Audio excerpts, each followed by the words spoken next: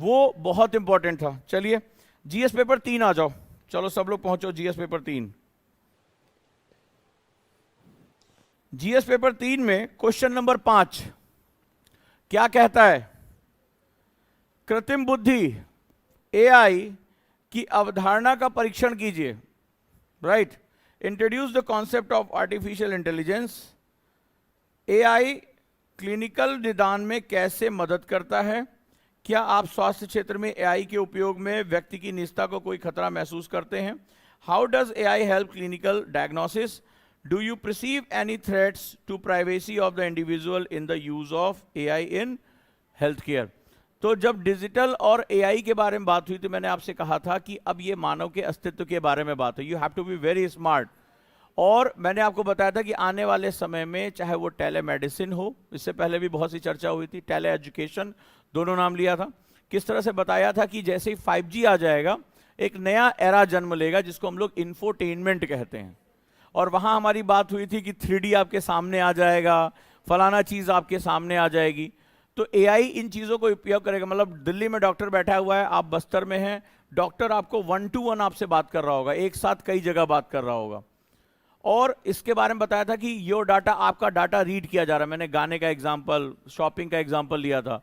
तो निश्चित रूप से आपकी निजता को समय में क्या हो सकता है, एक चैलेंज हो सकता है अगर हमने इसके लिए कड़े नियम नहीं बनाए। और ऐसा बहुत बार देखा गया कि आपका डाटा निकलकर सामने आ रहा हो। और एक बात में एक बात निकली थी कि एक आज की डेट में आप ऑर्डर करते हैं, सामान आता है, आने वाले समय में आपका इतना डाटा रीड कर लिया जाएगा, आप कितने बजे खाते हो, पीते हो, सोते हो, क्या करते हो, कि वो पहले सामान बना लेंगे कि ये वैक्स आदमी है। जैसे सुपर कंप्यूटर्स आ जाएंगे, सारा डाटा साइमुलेट हो जाएगा, ये पर्टिकुलर पर्सन है, ये पर्सन का पूरा रिकॉर्ड ये है, ये यही काम करता है, इसको यही चीज दें। वो आपके हिसाब से पहले से प्रोडक्शन कर लेंगे, मोनोपोली क्रिएट कर लेंगे। तो निश्चित रूप से फायदे भी हैं, लेकिन डाटा प्राइवेसी को लेकर लगातार क्वेश्चन इसमें उठते चले जा रही है। हमारा डिस्कशन हुआ था, इसी में एक और डिस्कशन हुआ था इसी क्लास में, याद है क्या? डिजिटलाइजेशन। राइट, कि डिजिटलाइजेशन एक प्रोसेस है या एक सिस्टम है या दोनों है। राइट, और वर्ड टू वर्ड उसी तरह से आया। क्वेश्चन आया हुआ है जीएस पेपर 3 क्वेश्चन नंबर 2, भारतीय अर्थव्यवस्था में डिजिटलीकरण की स्थिति क्या है? इस संबंध में आने वाली समस्याओं का परीक्षण कीजिए और सुधार के लिए सुझाव दीजिए। What is the status of digitalization in the Indian economy? Examine the problem faced in this regard and suggest improvement. तो इसको लिखने के कई तरीके हैं। बहुत सबसे बड़ी बात है कि डिजिटल इकोनॉमी हमारी कहां तक बढ़ चुकी है। नो डाउट डीबीटी के बारे में हमारी बात हुई थी, direct benefit transfer, JAM trinity, Jan Dhan, Aadhaar और मोबाइल। ये मैं हेल्थ केयर वाली क्लास से ही शुरू कर चुका हूं इसको। तो इसकी वजह से अगर हम देखेंगे ध्यान से, और ये वाला जो क्वेश्चन था एआई वाला, ये हेल्थ केयर में इससे पहले वाले में मैंने डिस्कस किया था, ठीक है, जब मैंने बताया था कि किस तरह टेलीमेडिसिन आएगी वहां पे। तो जब हमने वहां डिस्कशन किया था, इंडिया 2030 की क्लास देखो, इससे पहले वाली क्लास देखो जरा, जो ये क्वेश्चन आया हुआ हेल्थ, यहां से 2 क्वेश्चन आए हुए हैं। ये वाली क्लास याद है किसी को कि भारत में क्या क्या दिक्कतें हैं? इंडिया 2030 की क्लास, ठीक है, कि high out of the pocket खर्चे हैं, क्वालिटी ऑफ हेल्थ केयर हमें कैसे, यही तुम्हें लिखना था उसमें। और लास्ट में तुम्हें बताना था डिजिटलाइजेशन में कि डाटा सिक्योरिटी को हमें कैसे रखना है। हेल्थ इंफॉर्मेशन सिस्टम तुम्हें बताया था। ये सारी चीजें जो हैं वो बता रही हैं कि हमें किस तरह से इसको लेकर चलना है। अब आगे बात करते हैं। तो इसमें तुम्हें जैसे डीबीटी और जैम, इसके बारे में हमने बात किया। फिर मैंने तुम्हें बताया था कि 2016 में नोटबंदी क्यों की गई और किस तरह से भारत का डिजिटल पेमेंट बहुत बढ़ चुका है। चैलेंज क्या है? ये तो अच्छी अच्छी बातें हुई थी, चैलेंज क्या था? आपको मैंने बताया था, एक वर्ड मैंने यूज किया था कि डिजिटल एक सिस्टम है या प्रोसेस, याद है लास्ट क्लास? तो जब हम उसको सिस्टम के रूप में एस्टैब्लिश करते हैं तो भारत के अभी भी बहुत से गांवों में बिजली नहीं है, 24 घंटे डिजिटल सेवाएं नहीं। और भारत में एक वर्ड मैंने यूज किया था, डिजिटल डिवाइड। क्या है भारत? डिजिटल डिवाइड एक शब्द, अगर पहले क्लास याद होगा, डिजिटल डिवाइड है।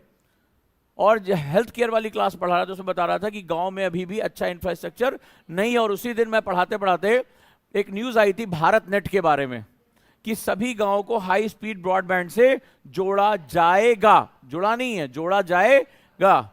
क्योंकि जब तक आप डाटा को नहीं रख सकते हो तब तक बच्चे उस इंसान को कहां से सुविधा मिलेगी, नहीं मिलेगी। तो आप ये कह रहे हो शहरों में तो ठीक है, लेकिन भारत क्या है, डिजिटली डिवाइड है, यानी जहां पर 5G 4G की सुविधा, लेकिन अभी भी बहुत से ऐसे जगह हैं जहां पर अभी भी स्पीड नहीं आती, इंटरनेट जो है फैसिलिटी नहीं है। बहुत से मेरे स्टूडेंट हैं जो रेलवे स्टेशन पर जाकर फ्री वाईफाई में पढ़ाई करते हैं, बहुत से ऐसे स्टूडेंट हैं, या वहां जाते हैं क्लास डाउनलोड करते हैं फिर वहां घर आकर पढ़ते हैं। तो इसका सीधा सा मतलब है उनके अपने घरों में वो सुविधा उपलब्ध नहीं है। ये चुनौती है कि हम डिजिटलाइजेशन तो बढ़ा रहे हैं, लेकिन अगर भारत अपना इंफ्रास्ट्रक्चर, डिजिटल इंफ्रास्ट्रक्चर नहीं बढ़ा पाया, वर्ड यूज किया था कि एज अ सिस्टम हमें डिजिटल इंफ्रास्ट्रक्चर क्रिएट करना पड़ेगा, तो क्या होगा, वो इस समावेशन से बाहर हो जाएंगे, सिस्टम ही उन्हें बाहर कर देगा, बहिष्करण कर देगा, उनका एक्सक्लूजन कर देगा, उनको निकालकर बाहर फेंक देगा। तो ये जानना हमारे लिए बहुत ज्यादा जरूरी है। क्वेश्चन हुए? और उस दिन बच्ची आज क्लास में नहीं आई है क्या, जिसने क्वेश्चन पूछा था RFR का? डर गई या घर गई? अच्छा, राइट। एक क्वेश्चन आया हुआ था,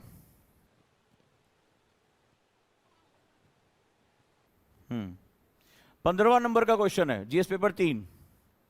इलेक्ट्रिक वाहनों को अपनाना दुनिया भर में तेजी से बढ़ रहा है। कार्बन उत्सर्जन को कम करने के लिए इलेक्ट्रिक वाहन कैसे योगदान करते हैं और पारंपरिक दहन इंजनों की तुलना में क्या प्रमुख लाभ प्रदान करते हैं? अब कहोगे RFR की क्लास, ये YouTube पे भी पढ़ी है। अगर RFR की क्लास में चले जाओगे, इसलिए आज उस बच्ची का रहना देखो, वही है, मुद्दई सुस्त गवाह चुस्त। जिसको केस लड़ना है वो अब्सेंट है, जिसको गवाही देनी वो खड़ा है, ठीक है, ये वाली हालत है। तो ये हालत है कि 2 दिन इकट्ठे क्लास में नहीं बैठा जाता है। उस RFR की क्लास देखी थी? किसने किसने याद है कि मैंने इलेक्ट्रिक व्हीकल पढ़ाया वहां पे? ये question directly down to earth से है, ठीक है, डायरेक्टली डाउन टू अर्थ का क्वेश्चन है, और RFR में मैंने उसको पूरा किया था। मैंने पहले इसके क्वेश्चन दिए थे करने के लिए OTP पोजांग टेस्ट प्रैक्टिस ऐप पे, उसके बाद इसको पढ़ाया भी है। किसने किसने ये क्लास देखी थी? मूव के बारे में बताया था, इलेक्ट्रिक व्हीकल्स के बारे में बताया था, गवर्नमेंट क्या इनिशिएटिव ले रही है, हाइब्रिड व्हीकल के बारे में बताया था आपको। सिर्फ कितने लोग हाथ फिर से खड़े करना? 1 2 3 4 5 6 7 8 9 10 11। बाकी RFR की मेरी दूसरी या तीसरी क्लास है, मेरे नोट्स अभी इसी में पड़े हुए हैं, दूसरी या तीसरी क्लास है ये। अब आप देखिए आप कहां हैं, और मैं ये क्यों कह रहा हूं, क्यों तुम्हें ये बता रहा हूं, तुम्हें ये बताने की कोशिश कर रहा हूं कि you have to be very alert. अगर UPSC तुम्हें क्रैक करना है तो तुम्हें अलर्ट रहना पड़ेगा, और सॉरी टू से तुम नहीं हो। तो उस दिन मैंने तुमसे कहा था या तो अपना व्यक्तित्व बदल लो या अपना साल बदल लो, 2 ही विकल्प हैं तुम्हारे पास। जो तुम्हारी चॉइस है उसको कर लो, नहीं तो दोनों नहीं कर पाओगे तो फिर ये क्रशर में तुम्हें पीस के बाहर कर देगा। हर क्लास को कंटिन्यू करके रखना चाहिए। अब ये 10 नंबर का क्वेश्चन है, उस क्लास में चले जाना। आज भी जाके RFR की YouTube पे पड़ी हुई है, ये शायद तीसरी क्लास थी, बाकायदा मूव के बारे में पढ़ाया था, नीति आयोग ने कौन सा जो है प्रपोजल, ये वहीं से क्वेश्चन आया हुआ है, पूरे साल इस पर चर्चा हो रही है। इस पर 10 ऑब्जेक्टिव क्वेश्चन कराए थे, फिर वो पढ़ाया था फॉरवर्ड मेथड में। तो तुम्हें लग रहा है वो प्रीलिम्स की क्लास है, प्रीलिम्स मेंस जो है UPSC में नहीं होता है, वो टॉपिक कमांड होना चाहिए। तुम्हें पहले बताया था कि UPSC में चैप्टर्स नहीं टॉपिक्स होते हैं, वो टॉपिक तुम्हारी कमांड में होना चाहिए। हो गया तो लिख लोगे। अब कई लोगों ने RFR की क्लास नहीं की। पहली बात तो जो 2024 में दे रहे हैं, अगर वो RFR बैच में एनरोल्ड नहीं है तो वैसे भी मान के जो 26 तारीख पेपर है उनके लिए नहीं है, प्रीलिम्स नहीं निकलेगा तुम्हारा। भाई तुम छोड़ दो, बात खुले मंच पे कह रहा हूं, क्योंकि कुछ तरीके होते हैं, हम कोई भी चीज का एक प्रोसेस होता है, वो प्रोसेस फॉलो नहीं करोगे, रिजल्ट तुम्हारे आबरा कडाबरा करके रिजल्ट निकालोगे। और जब कोई क्लास करो तो वो तुम्हारी जिम्मेदारी कि तुम्हारे दिमाग में होना चाहिए। अब इस क्वेश्चन को RFR में मैंने कराया था, तो इंफॉर्मेशन हर जगह बढ़ रही है, तुम्हारा काम है उसको समेटना, यही सबसे कठिन चुनौती होती है।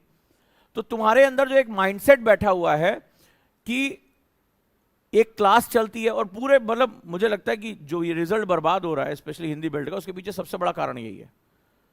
कि जब तक मास्टर साहब बोलेंगे इमला लिखो, इमला बोला जाता है, ठीक है, तो इमला बोला जाता है मतलब कि बोलेंगे तब तुम लिखोगे। तो जब मास्टर साहब बोलेंगे चलो लिखो, और जब तुम लिखोगे तब तुम्हारी पढ़ाई शुरू होती है। बस यही तुम्हारा सबसे बड़ा गुण है। मुझसे लोग पूछते हैं सर हिंदी मीडियम का रिजल्ट क्यों नहीं आ रहा है? सबसे बड़े कारण से नहीं आ रहा है, तो तुम्हारी कई सालों में तुम्हारी ट्रेनिंग इतनी खराब हो गई है।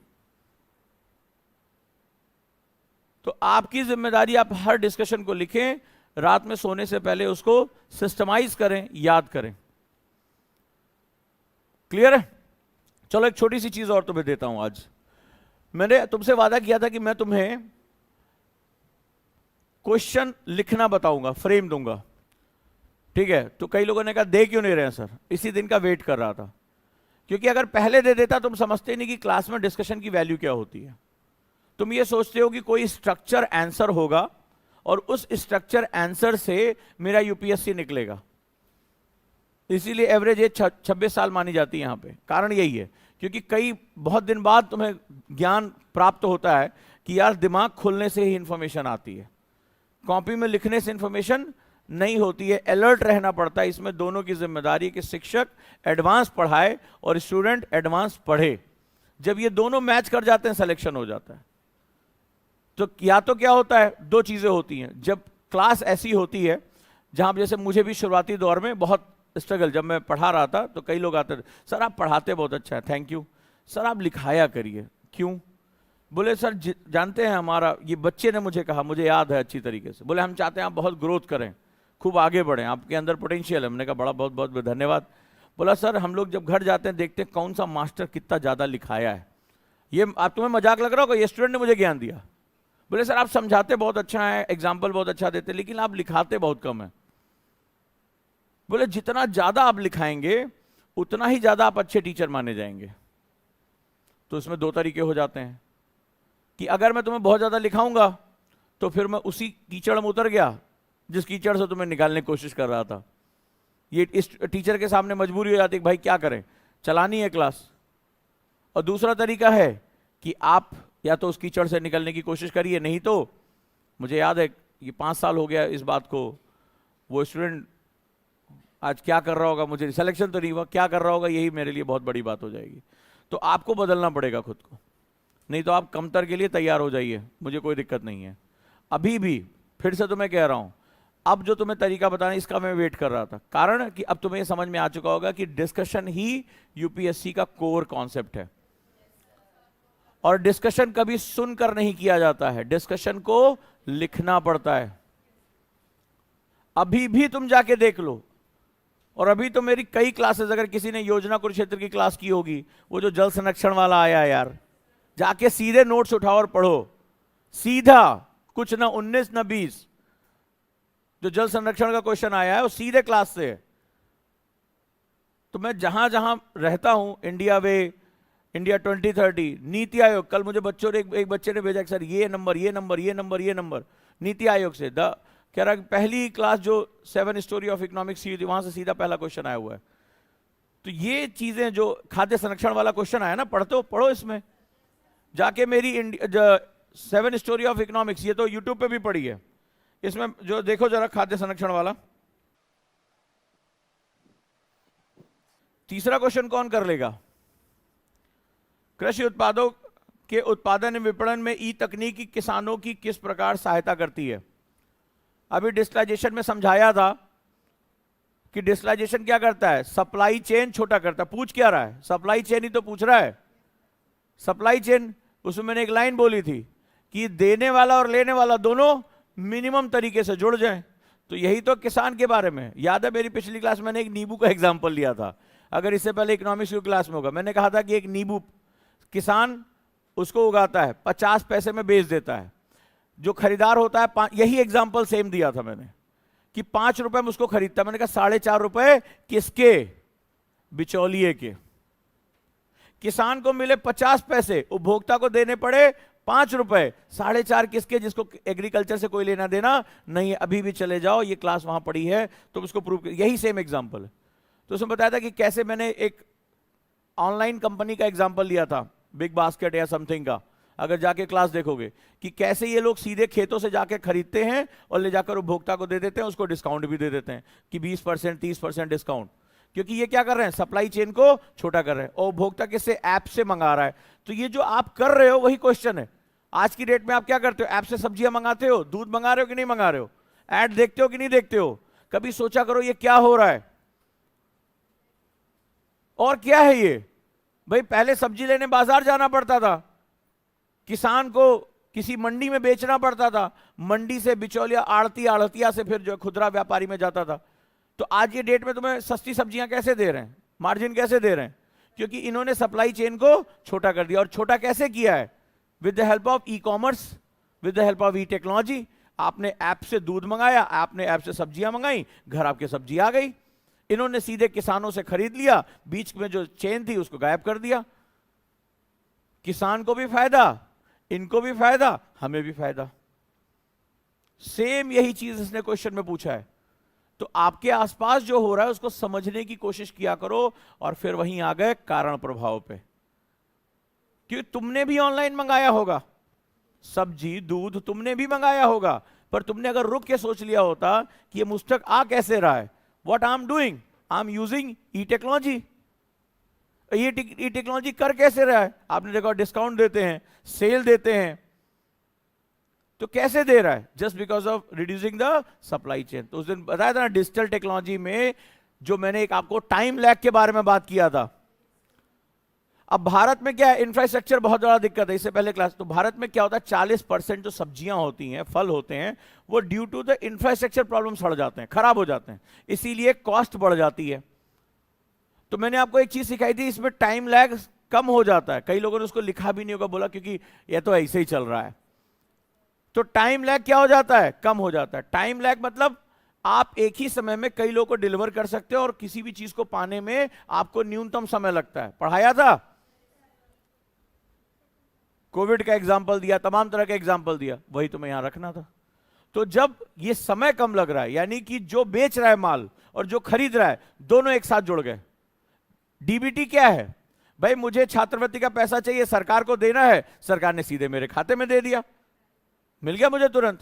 वृद्धावस्था पेंशन चाहिए, सरकार ने दे दिया, मुझे तुरंत मिल गया। मुझे फलाना लाभ चाहिए, सिलेंडर खरीदना है, सरकार ने मेरे खाते में दिया, मुझे तुरंत मिल गया। तो डिजिटल टेक्नोलॉजीज में लैगिंग नहीं होती है, और यही ई कॉमर्स की सबसे बड़ी जान है। आप अपने बिहेवियर, आप क्लास में बैठे हैं, अचानक से आपको ध्यान आया कि जब मैं क्लास करके हॉस्टल पहुंचूंगा तो मुझे ये चीज बहुत जरूरी है, चाहिए। अब एक तरीका है कि आप क्लास से उठें और जाएं दुकान पर खरीदें, तो पॉसिबल नहीं, क्लास छोड़ के जाएं।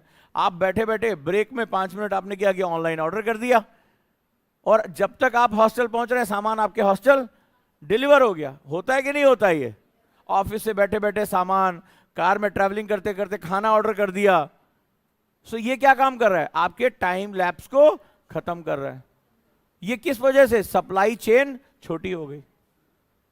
तो ये हर जगह फायदेमंद है, चाहे एग्रीकल्चर हो, चाहे वो न्याय व्यवस्था हो, चाहे वो सामाजिक कल्याण हो, किसी भी इंफॉर्मेशन, नॉलेज, टेलीमेडिसिन, ई एजुकेशन, हर जगह ये उतना ही प्रभावशाली है। तो आज से एक कोशिश करो, जैसे कई लोग आराम से बैठे रहते हैं क्लास में, गाल पे हाथ रख लिया, थोड़ा सा आराम से बैठ गए। तो आज से तुम्हारी जिम्मेदारी, अभी भी अगर नहीं समझ में आया तो फिर हम 25 में फिर समझेंगे इसको, उसमें कौन सी बड़ी बात है, ये तो चलता रहेगा। ठीक है, ये कई सालों, ऐसा नहीं मैं सालों से पढ़ाता चला आ रहा हूं तो ये सब लोग समझ ही गए। लेकिन जब भी क्लास में आओ, जब भी कोई टीचर घुस रहा हो, सबसे पहले तो अलर्ट मोड में आया करो, पेन हर समय हाथ में होना चाहिए और अलर्ट मोड में। दूसरा, जितनी देर वो आके अपना ब्रीफिंग कर रहा है उतनी देर तुम पहले सोचो कि क्या पढ़ने जा रहे हैं, क्या हमें इसको अपडेट करना है।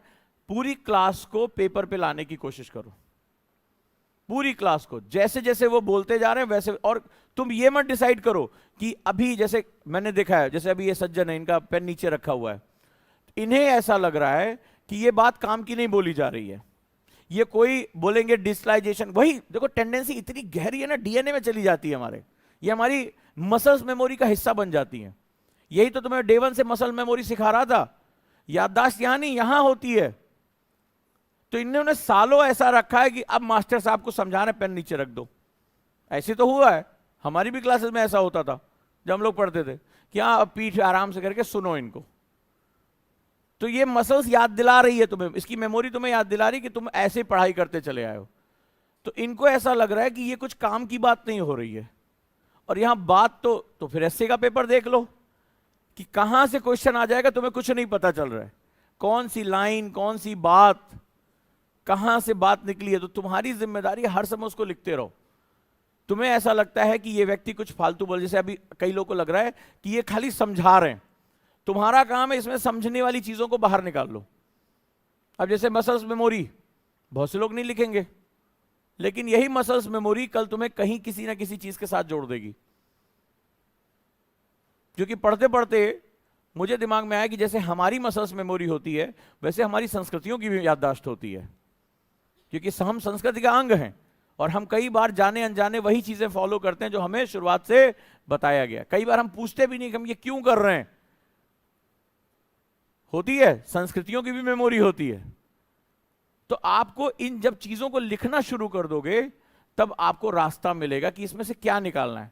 जब फाइनलाइज करोगे तो इसमें अपने काम की चीजें निकाल दो और जो लग रहा है कि ये मुझे पता है उसको हटा दो। लेकिन पहले स्तर पर तुम्हारी जिम्मेदारी होगी कि तुम ज्यादा से ज्यादा चीजों को इकट्ठा करो, इंफॉर्मेशन इकट्ठा करो।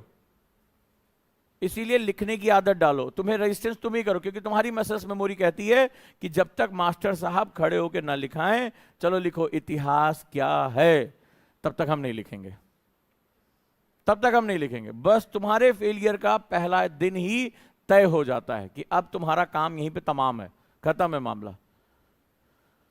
राइट? इसीलिए हर शब्द को ध्यान से सुनो। अगर तुमने मेरी क्लास के डिस्कशन भी ढंग से सुने होंगे तो ज्यादा से ज्यादा क्वेश्चन हो जाएंगे। इनके कोई स्ट्रक्चर कोई भी टीचर नहीं कह सकता कि अरे मैंने ये क्लास में पूरा का पूरा लिखा दिया।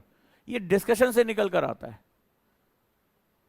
क्वेश्चन की नेचर को पढ़ा तुमने, क्वेश्चन में वो क्या चाह रहे हैं, क्वेश्चन में वो चाह क्या रहे हैं।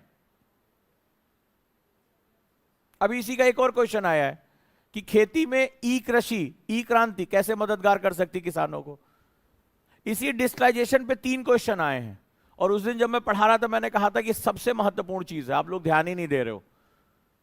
एक और क्वेश्चन इसी के नीचे आया हुआ, देखो जरा पढ़ो कि खेती किसानी को बढ़ाने के लिए ई क्रांति, ई टेक्नोलॉजी कितनी मददगार हो सकती है। तो ई टेक्नोलॉजी क्या होगी भाई? कई तरह से किसान को सूचना चाहिए। सूचना कैसी चाहिए? किसान, अब वैसे कई लोग कह रहे अरे सर हमने तो पढ़ा ही नहीं, हम इसका जवाब नहीं दे पाएंगे। अच्छा, इसका मतलब तुम इस ग्रह के नहीं हो, क्योंकि भारत का मुख्य पेशा एग्रीकल्चर है। तो भाई किसान को सबसे पहले क्या चाहिए होता है? पहले तो ये पता होना चाहिए कि मेरी मिट्टी कैसी है। तो ये ई टेक्नोलॉजी से पता चल सकता है। सॉइल हेल्थ कार्ड पढ़ाया हुआ है, याद आ रहा होगा किसी ना किसी को मेरी क्लास में। सॉइल हेल्थ कार्ड, भाई मिट्टी खराब हो जाएगी तो फसल काम करेंगे क्या? अब मिट्टी मैंने बताया था कि मिट्टी एल्कलाइन है, बेसिक है, सॉल्टी है, कैसी है, लवणीय मृदा है। तो मैंने आपको बताया था मान लो पहले से उसमें एसिड है, तुमने यूरिया और झोंक दिया उसमें, ले मतलब कोई आदमी मर रहा हो, तुमने उसको और मान लो किसी को शुगर हुआ हो, डायबिटीज से मर रहा हो, उसको और बोले 2 चम्मच चीनी और ले लो, बस वही वाली बात हो गई। फिर उसके बाद हमें मौसम की जानकारी चाहिए। मान लो मैं भारत में मुख्य फसल कौन सी है? स्टेपल क्रॉप धान, पेड़ी। और धान को क्या चाहिए? अब तुमने कहा हमने तो देखा ही नहीं आज तक धान कैसे बोया जाता है। तो फिर तुम इस हिंदुस्तान के थोड़े ना हो, पहले तुम भारत भ्रमण पे निकलो। तो उसके लिए खेत को पानी से भर दिया जाता है, बीज बोए जाते हैं, उसमें रोपण किया जाता है, फिर उसके बाद एक पानी की जरूरत और पड़ती है। अगर ये पता चल जाए कि इस बार अल नीनो का प्रभाव है तो उसके माध्यम से पानी का मतलब तुम वो फसल नहीं बोगे या डिले कर दोगे। तो तुम्हारा जो बेसिक इन्वेस्टमेंट है, किसान का क्या इन्वेस्टमेंट है, खराब हो जाएगा। इसके बाद किसान क्या, बिचौलियों के जाल में है। किसान अपनी फसल बो नहीं पा रहा है या नई तकनीकें नहीं पता है। तो सरकार ने इसके लिए क्या योजना शुरू की? अभी किसको किसको मेरी क्लास याद आएगी? किसान टीवी, किसको किसको याद है? किसान टीवी सरकार ने शुरू किया। तो क्या हुआ, घर घर में टीवी के माध्यम से किसानों के लिए प्रोग्राम चलाए जा रहे हैं कि ये फसल बो, इससे फायदा होगा, ये कीटनाशकों का इस्तेमाल करो। और जो नई नई सूचनाएं वो टीवी के माध्यम से सरकार दे रही है। पढ़ाया था, वही क्वेश्चन है सिंपल। अब फसल हमने बोली, तकनीक हमने अच्छी कर ली, अब सवाल इसको बेचेंगे कैसे?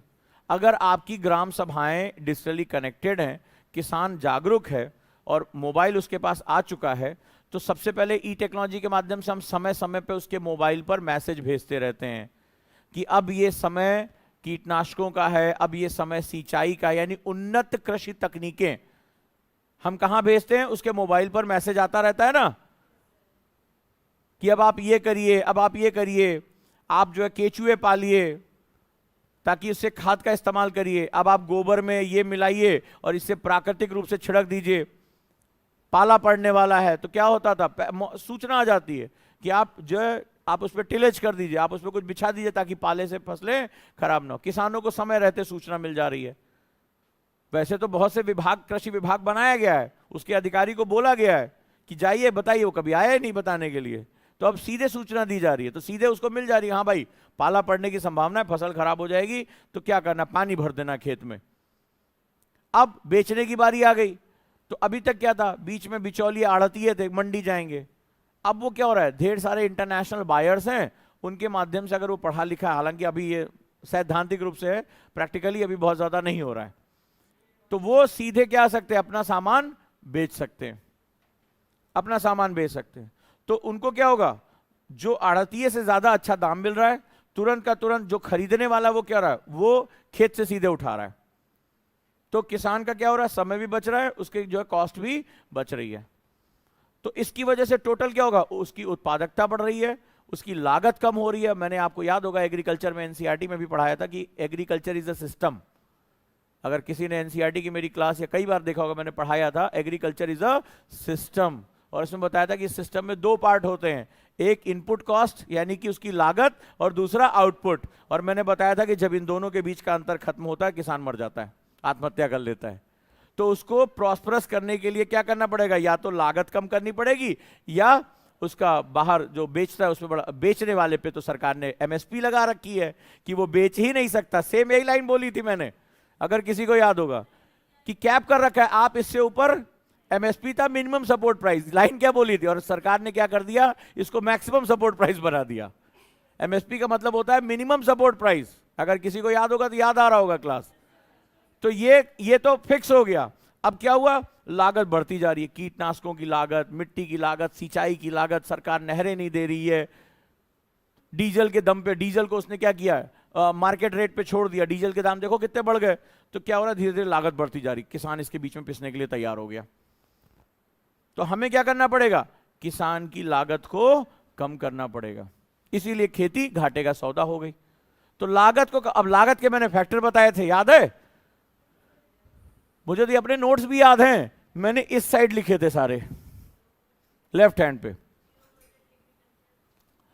कि कैसे एग्रीकल्चर की लागत, खाद की लागत, मैंने आप उसी समय पढ़ाते पढ़ाते फर्टिलाइजर में नीम कोटेड यूरिया का जिक्र किया था।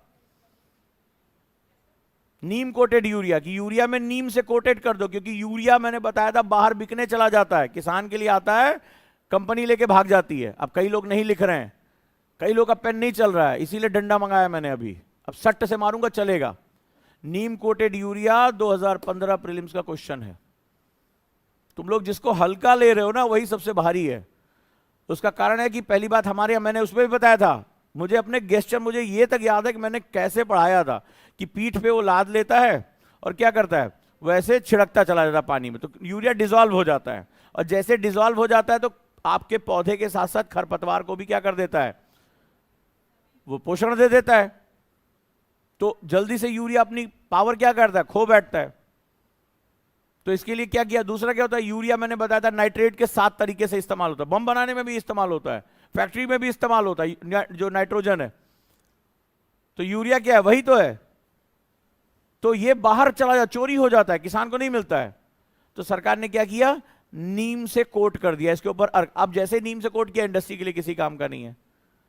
और क्या हुआ, जैसे वो मैंने एक्लेयर्स का एग्जांपल लिया था, मुझे अपने एग्जांपल भी याद है, मैंने एक्लेयर्स का एग्जांपल, एक्लेयर मुंह में डालते हो तो क्या होता है, अंदर वो लिक्विड होती है, ऊपर ठोस होती है, तो बड़ी देर तक वो क्या होती है, मुंह में मेल्ट नहीं होती है, थोड़ी ठोस बनी रहती है। एक्लेयर्स खाया कभी इस तरह की टॉफी, या जेम्स खाई हो, तो अंदर लिक्विड होता है लेकिन ऊपर क्या होता है, ठोस होता है। तो सेम नीम कोटेड यूरिया, तो जब आप वो पानी में डालता है तो तुरंत नहीं घुलता है, वो धीरे धीरे धीरे डिसॉल्व होता है। इससे उसकी पावर जो होती क्या हो जाती है, जो पौधों को पोषण देने की क्षमता होती है वो बढ़ जाती है। तो पहली बात इसकी चोरी रुक गई, और दूसरा इसकी क्या हुए, इसकी पावर भी ज्यादा इस्तेमाल होने लगी।